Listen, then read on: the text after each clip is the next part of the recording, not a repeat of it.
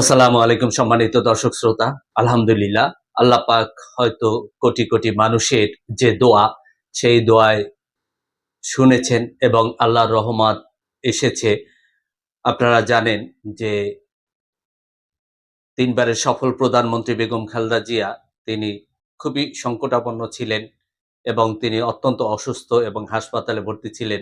শেষ পর্যন্ত তাকে ভেন্টিলেটরের মাধ্যমে তাকে বাঁচিয়ে রাখা হয়েছিল এবং ডাক্তারের সমস্ত রকম প্রচেষ্টা চালিয়েছে চিকিৎসার জন্য। আপনারা জানেন যে ইংল্যান্ড থেকে, চায়না থেকে, বিভিন্ন দেশ থেকে বিভিন্ন বিশেষজ্ঞ ডাক্তাররা এসেছিলেন তার চিকিৎসার জন্য এবং সর্বশেষে যেটা হলো তাকে চিকিৎসা দেয়ার জন্য ভারতও শেষ পর্যন্ত তাকে একটি বার্তা দিয়েছে।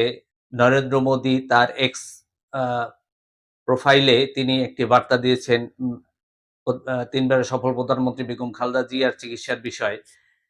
সেটা চায়না দিয়েছে। চায়নার বিশেষজ্ঞ দল আসতেছে দেখে তিনিও এই বার্তাটা দিয়েছেন। নয়তো তার আ পক্ষে ভারতের পক্ষে বেগম খালেদা জিয়ার জন্য কোনো বার্তা আসবে এটা তো চিন্তা করা যায় না।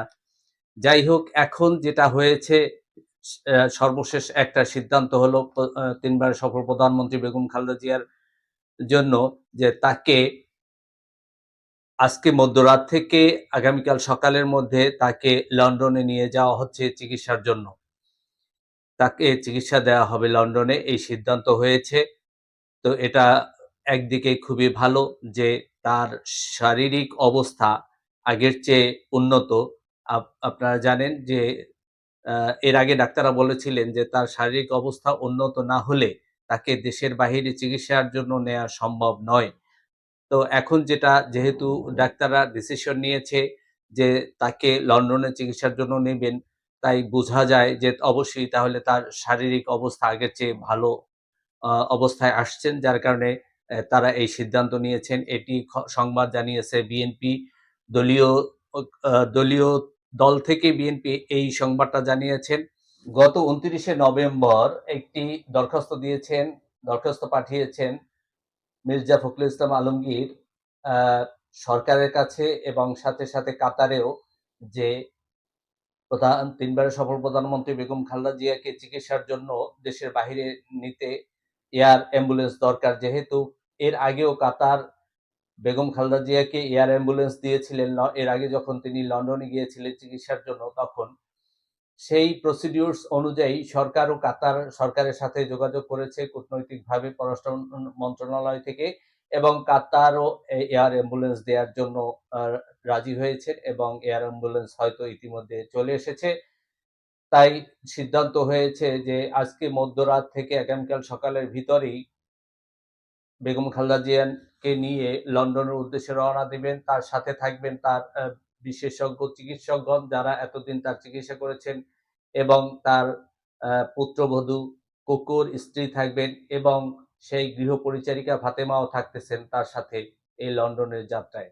আপনারা জানেন যে গতকাল অধ্যাপক ইউনুস এসেছিলেন, তাকে দেখে গেছেন এবং ব্রিটিশ রাষ্ট্রদূত সারা কুক তিনিও এসেছিলেন, তিনিও দেখে গেছেন বেগম খালেদা জিয়াকে।